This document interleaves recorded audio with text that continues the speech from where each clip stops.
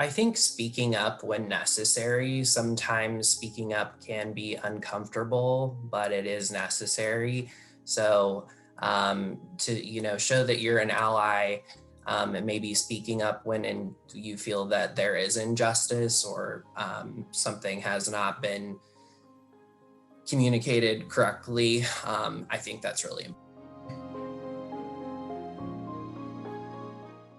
For example, when I transitioned out of college into my first professional role, I came in very green, not knowing what was really taking place. I had a gentleman who stepped in and actually assisted me, and it later became a friend in making my transition. I think probably as part of my giveaway was during my interview when they asked, let's talk about salary.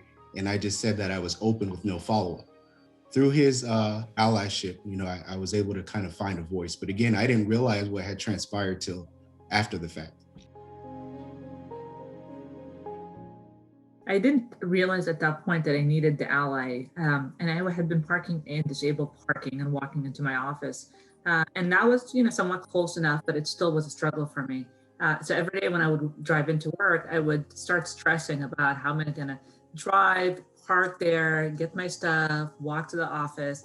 So I shared that with some of my coworkers, and I had one specific coworker that kept pushing me to reach out to facilities and to see if at all possible I can get a closer parking. But I really didn't want to be that person. So I kept putting it off and putting it off, but she eventually got into my head enough. I reached out to facilities, and facilities were amazing. They immediately jumped on it, got me a super close parking spot. And really the takeaway for me, it wasn't so much that they were able to do it. It was more the fact that they did it seamlessly without making me feel like I was a burden. And something so small made a huge impact for me.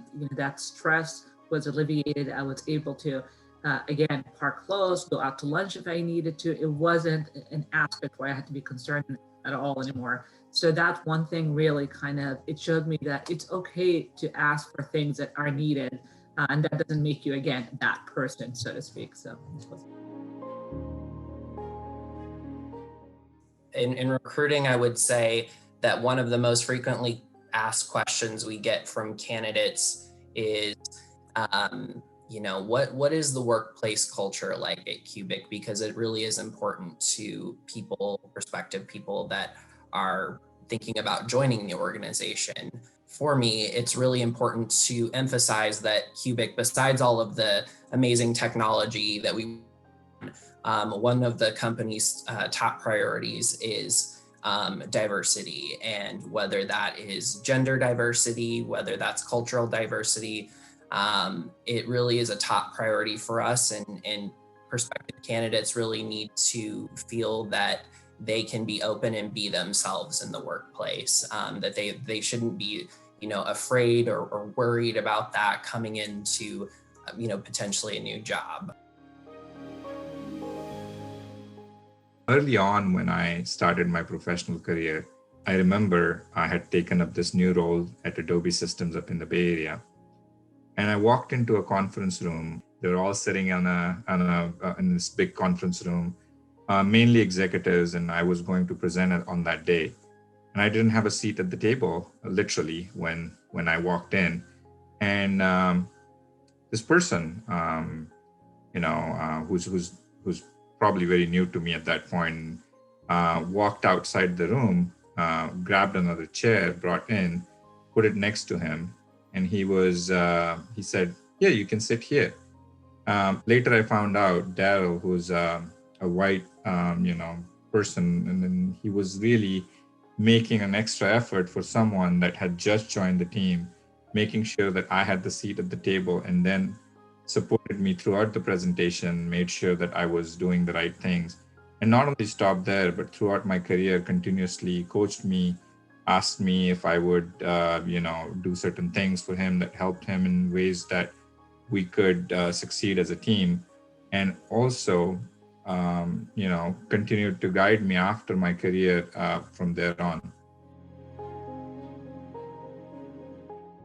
The allyship doesn't really need to be some great heroic action. It can really be something simple and straightforward and everyday. And it actually is a lot about the little things. Like being an ally, you don't have to fill in an application form. There's no interview. You don't get a badge. And at the same time, being an ally doesn't cost anything, probably doesn't take much time either. It really is a lot about the small things, and small things really can make a big difference. You know, probably the story of mine that's made me think most about that as well is, you know, I get to work with lots of interesting people across Cubic and people I don't necessarily work with, and I regularly, and I very proudly wear my wedding ring on my finger, and sometimes people will ask me about my wife, and you know, that's coming from a great sense of trying to ask an open question and build a rapport, and depending on the circumstances, I'm normally pretty comfortable responding and saying, well, no, I've got a husband actually, and talk about James, my husband. But you know, that's one thing where different people may not feel comfortable responding to that question when asked that way. And you know, there's possibly slightly different ways you could ask that question in a slightly more inclusive way, especially when it's coming from a position where you're trying to build a rapport and build a relationship with someone. So that's definitely one thing for me, just trying to be a little bit more self-conscious. It happened when I joined Quebec, like a year after I've been with our team. Then there were a new member that joined the team. She was very young, very smart, and quick to react. The other team members did not embrace her and regularly expressed frustration. I felt that the way the team was ganging up against her and not giving her a fair opportunity to learn and grow into a strong contributor was not the fair approach, nor was that was not a right approach, nor a very fair one. The thing is that I saw a lot of potential in her and remembered a lesson my dad taught me many years ago. Setting the right tone and expectation will most likely reveal the best in people. I started working closely with that individual. I was taking time to give her trainings and mentoring her, and was pleased to see her progress.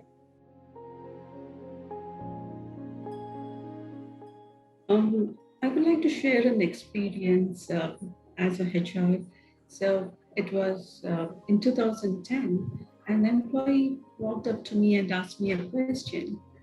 What do you think about my mannerisms? And I sensed through that this question had something. And I answered, you are the most valuable asset to the company by the virtue of skills that you bring to the table. And after a couple of days, the same employee walks up to me and says, hey, I'm a gay, and I feel my mannerisms, team is not comfortable with me being around. Can you help me with that? Then I know this is a very sensitive topic, so I had taken him to a discussion room, probed further to understand what are the behaviors demonstrated, or it is read between the lines, and then understood. Then with informal talk with the other team members, we had a team building session for 1 hour, but all the team members were invited into a discussion room, and we gave everyone one question. So I love myself because there's a blank, and I would like my team, in the brackets, they have to choose from the 4 words: respect, accept, appreciate, and value. So I asked them to write whatever they want, valued by my team. So we had everybody writing, and they said, I love myself because I'm friendly. And suddenly when it came to the second blank, I want my team to value, respect, and take. That is where the thinking started. And I saw a lot of employees striking out the first answers, and then they discussed the stories while they mentioned this. So that was a good ice-breaking moment that I noticed. And that's how we felt that most of the team, sometimes certain microaggressions are not intentional, and sometimes they're intentional. So we need to understand, and to understand there needs to be a dialogue. And with the dialogue, they build a trust. So this was an example that I had And as a HR, we always have the position of privilege to be a sponsor and to advocate the right culture, an inclusive culture, where employees respect and work with dignity. I think I'll answer one incident that has happened to me in the past. So I didn't always wear glasses, and this is just common. What Mark said, it doesn't take much to be an ally to someone. And what happened was there was one individual on my team back in the days who once pulled me in a conference room and said, "Hey, I have been waving at you in the hallway. I have been smiling at you. You don't smile back at me. You don't say anything. You basically have been ignoring me. Is everything okay?"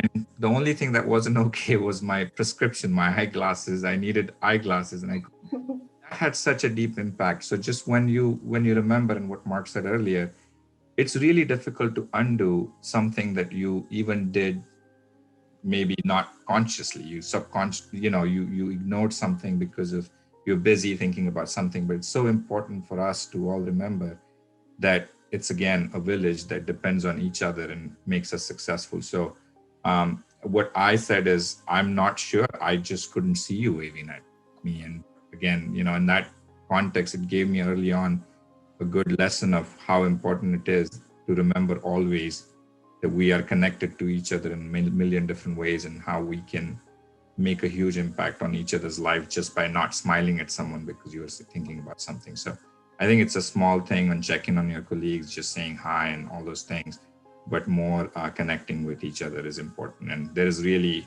a big cost to be paid if we don't do that.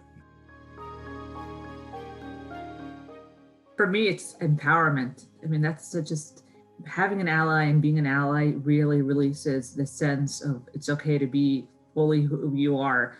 So that has been such a freeing experience for me personally. If you are open to assisting or even empathizing with other people's challenges or uplifting them, then you can be an ally. Just reaching out and letting someone know that you're here, you're willing to listen, you're there for someone, and you're present, right? That's extremely important. To summarize in 2 words, include the excluded.